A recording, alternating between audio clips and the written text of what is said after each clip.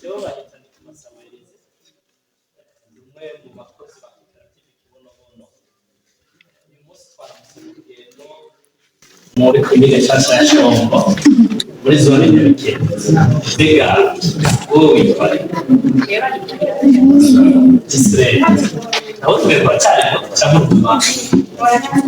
uracyari uriga cyangwa warahejeje biga he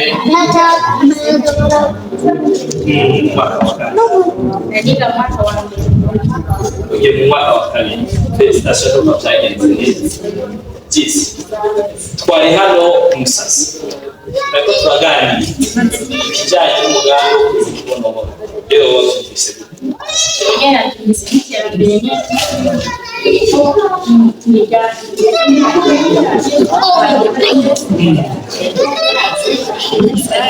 Rigome cyane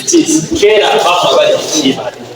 bakarima amateke bakarima imyumbati ari abantu baba bakwenda amakara n'impunzi biga umugambi w'Kibonobono uriteguye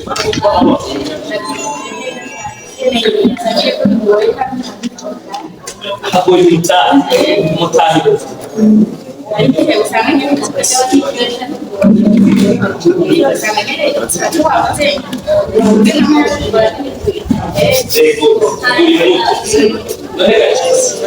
wowe ugati yaba afite imbuto uyu mugambi urafite abantu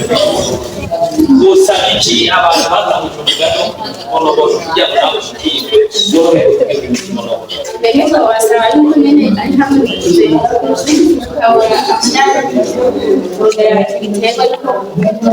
mama ari hamwe natwe kugira akamaro ati tushikire abari imbere babaha imbuto mu ijambo ryo bakoresha imbuto hanyuma murinde mu nyuma nimwibura baje kubagurira namwe ndetse ngo bari akadege cyiza usabye ikintu cyiza hoteli iki n'akantu akahe n'akahe kajambo bwirwa nawe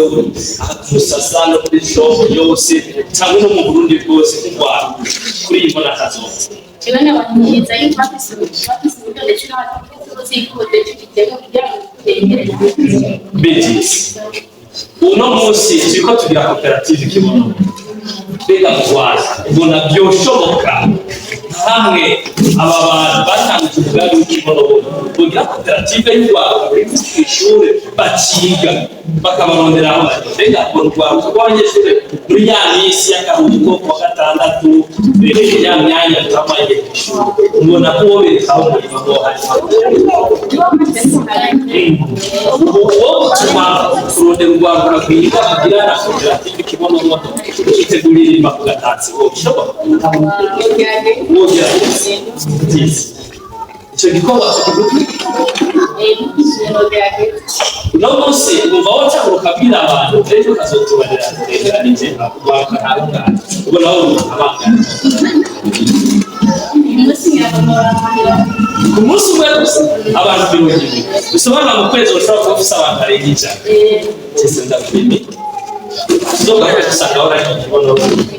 twizere ko mu bantu bazonka inyungu mu kwezi kw'indwi turi turasanga Kibonobono muri komine Shombo uzo wo ave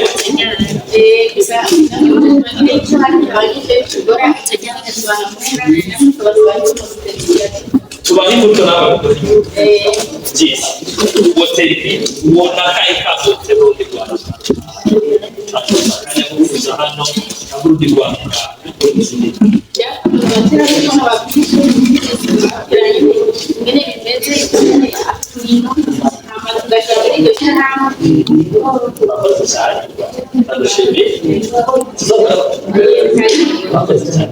Thank you.